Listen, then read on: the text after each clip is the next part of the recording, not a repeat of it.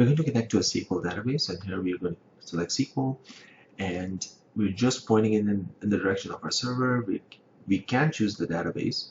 We're going to keep it blank, and we're going to keep the table blank as well. I'm going to go to talk, and we're going to say, give me a bar plot of sales by album of U2.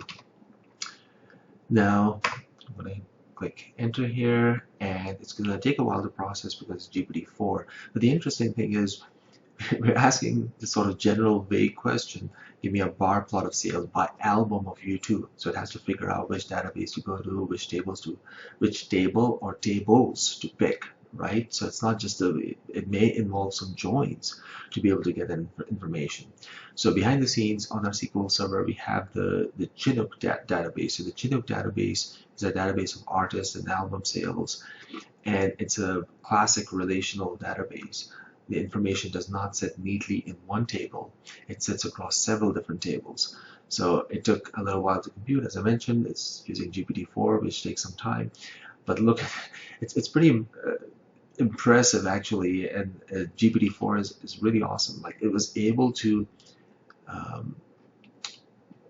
connect to across, I think here, 3 different tables, so not just 2 but 3 different tables, to pull the information, and then not just pull it but try to make a chart out of it. So let's see if it works. So here we have the code in an editable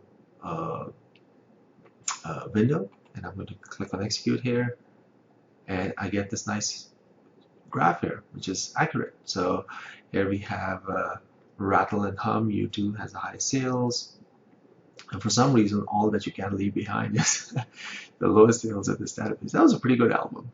But okay, so you can, as I mentioned, you can edit this as well if you like.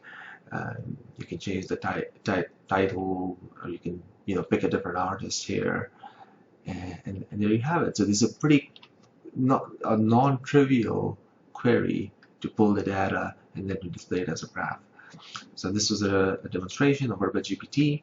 If you have an interest in this and you think that this can help you in your work or your organization, feel free to reach out to us on VerbaGPT.com. You can also request access to the tool. It's in beta testing right now, and we are looking for organizations with interesting use cases that can use this tool.